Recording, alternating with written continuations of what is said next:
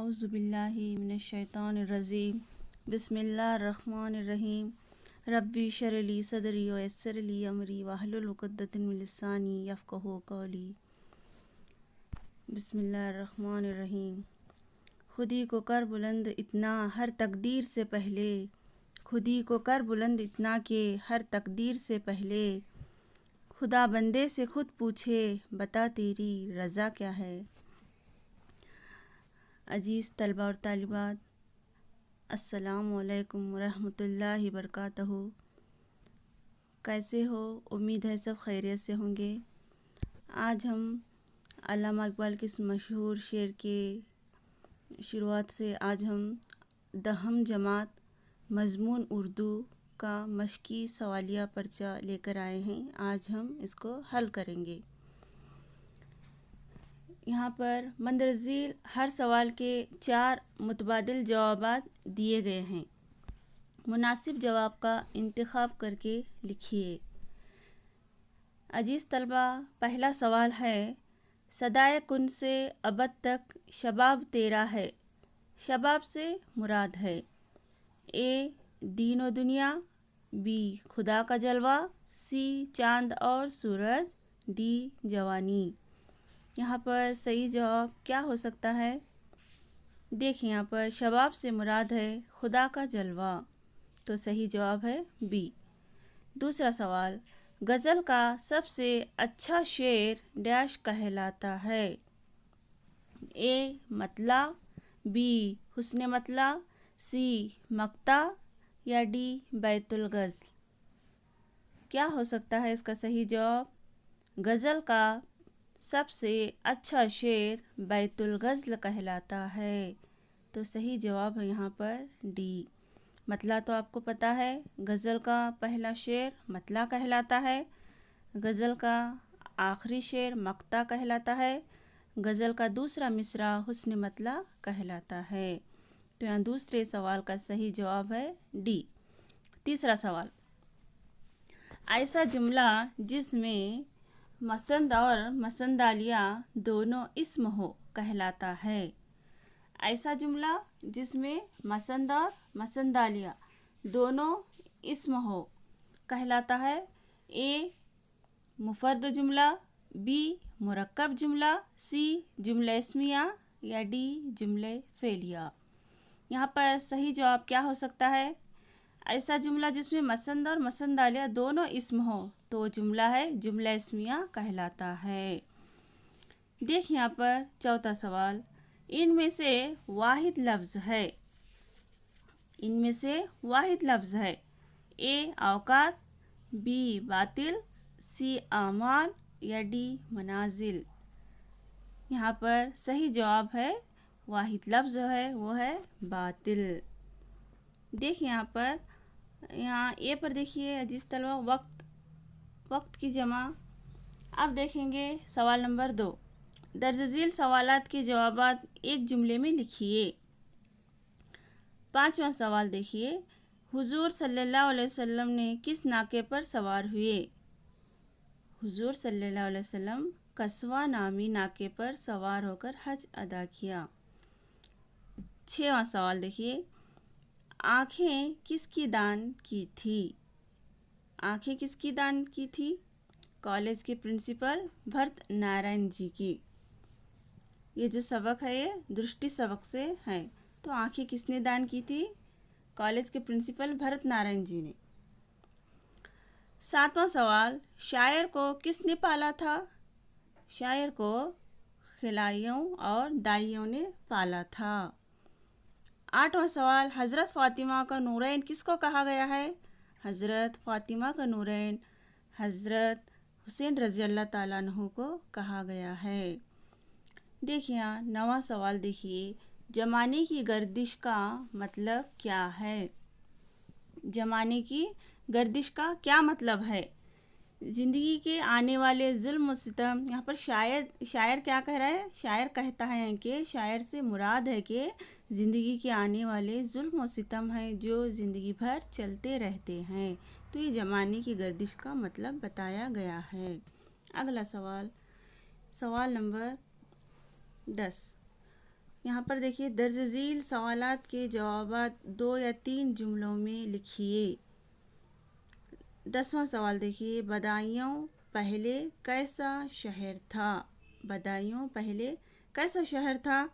قدامت پسند، بے لچک اصولوں کا پابند اور بے ساختہ خود ساختگی والا تھا، اور شہر کیسا تھا؟ وہ ثقافت کا مرکز تھا، اس کی خاک سرمہ چشم بصیرت تھی۔ 11واں سوال دیکھیے، جملہ فعلیہ کی تعریف بیان کر کے ایک مثال دیجیے۔ جملہ فعلیہ کی تعریف بیان کر کے ایک مثال دیجیے۔ جملہ فعلیہ وہ جملہ جس میں مسند دالیہ اسم اور مسند فعل ہو۔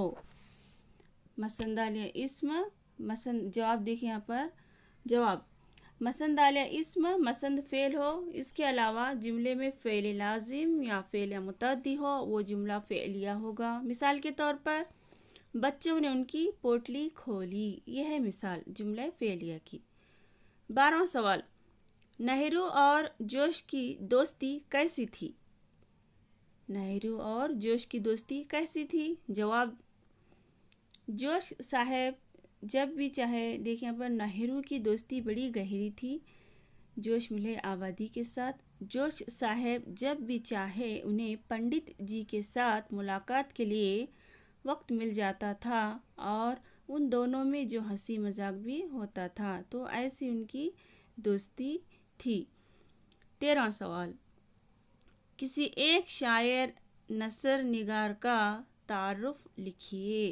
یہاں پر صرف ایک شاعر کا لکھنا ہے آپ کو، صرف ایک شاعر کا۔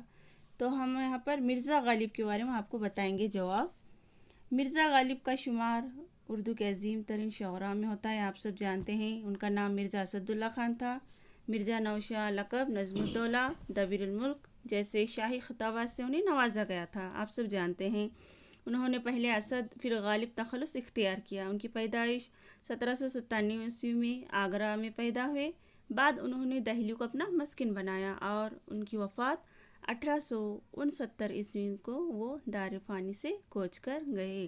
تو اس طرح سے آپ کو تعارف لکھنا ہے۔ اگلا سوال دیکھیں یہاں پر 14 سوال، اعجاز حسینی نے سماج کی کس برائی کی جانب اشارہ کیا ہے؟ اعجاز حسینی نے سماج کی کس برائی کی جانب اشارہ کیا ہے؟ یہاں پر جواب دیکھیے، اعجاز حسینی نے سماج کی جہیز کی لعنت یعنی برائی کی جانب اشارہ کرتے ہوئے کہتے ہیں کہ ہر باپ اپنی بیٹی کے تعلق سے پریشان رہتا ہے۔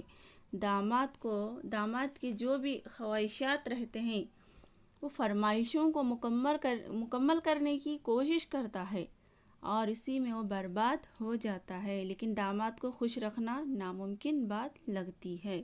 تو یہ ہے اس کا صحیح جواب۔ اگلا سوال یہاں پر دیکھیے، سوال نمبر 4 میں بحوالہ متن جملوں کی تشریح کیجیے۔ تشریح کرنا یعنی کس نے یہ جملہ کس سبق سے، کس نے اور کس سے اور کب کہا گیا یہ جملہ، تو آپ کو لکھنا ہے یہاں پر۔ 15 سوال دیکھیے اس میں، اردو میری اور میری دادی کی زبان ہے۔ اردو میری اور میری دادی کی زبان ہے۔ یہاں پر اس جملے کو کس نے، کس سے اور کب کہا، کون سے سبق سے بھی لیا گیا ہے؟ جواب ہے، اردو میری اور میری دادی کی زبان ہے۔ اس سبق کو لکھنے والے ہیں مصنف محمد رفیع انصاری۔ یہ جملہ جواہر لال نہرو اردو دوستی سبق سے لیا گیا ہے۔ اس جملے کو پنڈت جواہر لال نہرو نے اردو کو قومی زبان کا درجہ دینے کی سفارش کی، تو تب کانگریس لیڈر سیٹھ گووند داس نے نہرو جی سے چلا کر پوچھا، اردو بھلا کس کی مادری زبان ہو سکتی ہے؟ تو پنڈت جواہر لال نہرو نے جھلاہٹ کے لہجے میں چیخ کر جواب دیا، اردو میری اور میری دادی کی زبان ہے۔ اگلا سوال 16، پھر سارا دیش ہمارے محلے جیسے کیوں نہ بنے؟ اس کا جواب دیکھیں، اس کا جواب ہے، پھر سارا دیش ہمارے محلے جیسا کیوں نہ بنے۔ یہ جملہ درسی کتاب افسانہ درشٹی سبق سے لیا گیا ہے۔ اس کے مصنف زہرہ جمال ہیں۔ یہ جملہ اندومتی ودیاچرن جی کا بھاشن سن کر سوچنے لگی تھی کہ نیتا جی سچ کہہ رہے ہیں، سارا دیش ہمارے محلے جیسا کیوں نہ بنے۔ 17 سوال۔ اے خدا تو گواہ رہ۔ اے خدا تو گواہ رہ۔ جواب: یہ جملہ درسی کتاب سبق حجۃ الوداع سے ماخوذ کیا گیا ہے۔ اس کے مصنف سید سلیمان ندوی ہیں۔ اس جملے کو حضور صلی اللہ علیہ وسلم نے عرض کیا کہ جب حضور صلی اللہ علیہ وسلم اپنی نسبت کے بارے میں عازمین سے پوچھا تو 1,00,000 زبانوں ایک ساتھ گواہی دی تھی کہ تب یہ سن کر آپ صلی اللہ علیہ وسلم نے آسمان کی طرف انگلی اٹھا کر 3 مرتبہ یہ جملہ کہا، اے خدا تو گواہ رہ۔ اگلا سوال۔ مندرجہ ذیل کسی ایک شعر کی تشریح کیجیے۔ مندرجہ ذیل کسی ایک شعر کی تشریح کرنا ہے آپ کو۔ یہاں پر دیکھیں، یہاں پر یہ عشق نے دیکھا ہے، یہ عقل نے پنہا ہے، قطرے میں سمندر ہے، ذرے میں بیاباں ہے، یا یہ جنت مبارک رہے زاہدوں کو کہ ہے آپ کا سامنا، کہ میں آپ کا سامنا چاہتا ہوں۔ یہ جنت مبارک رہے زاہدوں کو کہ میں آپ کا سامنا چاہتا ہوں۔ تو یہاں پر اس شعر کی تشریح شاعر علامہ اقبال اس شعر میں کہتے ہیں، اے اللہ، یہ جنت تو ان لوگوں کو عطا کر جو تیری عبادت صرف جنت حاصل کرنے کے لیے کرتے ہیں۔ میں تیرا سچا عاشق ہوں، اے خدا، مجھے تو صرف تیرا ہی دیدار، مطلب تیرے دیدار کی طلب ہے جو میرے لیے جنت ہے۔ تو ایک شعر کی یہاں پر آپ کو تشریح کرنا ہے۔ اگلا سوال۔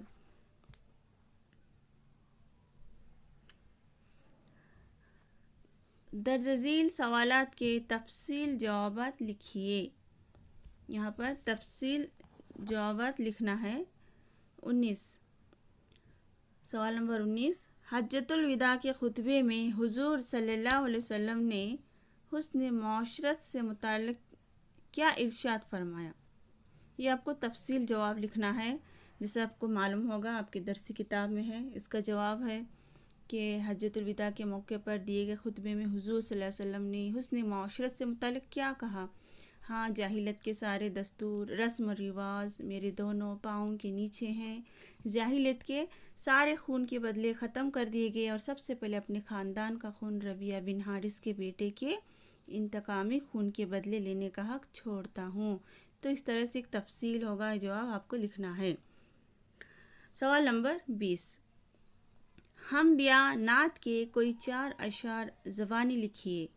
حمد یا نعت کے کوئی 4 اشعار آپ کو زبانی لکھنا ہے۔ یہاں پر حمد یا نعت یا کوئی ایک لکھنا ہے۔ جیسا کہ اب دیکھیے، حمد مثال کے طور پر، صدائے کن سے ابد تک شباب تیرا ہے، ایام بھی تو ہے اور پناہ حجاب تیرا ہے، کسی بھی در سے اجالوں کی بھیک کیا مانگے، اندھیری شب بھی تیری آفتاب تیرا ہے۔ اس طرح سے آپ نعت یا حمد کے 4 اشعار کوئی لکھ سکتے ہیں، ایک لکھنا ہے۔ اگلا سوال، یہاں پر خط کے اجزاء ترکیبی کا لحاظ رکھتے ہوئے درج ذیل خط کو لکھیے۔ اپنے والد کے نام ایک خط لکھیے جس میں امتحان کی تیاری کا ذکر کرتے ہوئے دعا کی درخواست کی گئی ہے۔ عزیز طلبہ، پچھلے ہمارے ویڈیو میں ہم نے بتایا ہے کہ خط کے اجزاء ترکیبی، اس کے اصول، خط کس طرح لکھا جاتا ہے، یہ ہمارے پچھلے ویڈیو میں آپ دیکھ سکتے ہیں۔ تو یہاں پر اپنے والد کے نام ایک خط لکھنا ہے جس میں امتحان کی تیاری کا ذکر کرتے ہوئے دعا کی درخواست کرنی ہے۔ یہ ایک جاتی خط ہے۔ جاتی خط میں دیکھیے، خط کے سب سے پہلے یہ اصول ہیں کہ سب سے پہلے پیشانی، القاب، آداب، نفس مضمون، اختتام۔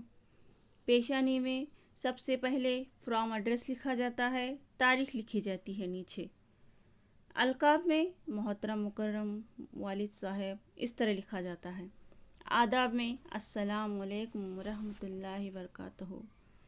اس کے بعد نفس مضمون میں آپ والد کی خیر و خیریت پوچھ کر جو میٹر جو عنوان ہوتا ہے اس کے بارے میں آپ کو لکھنا ہوگا۔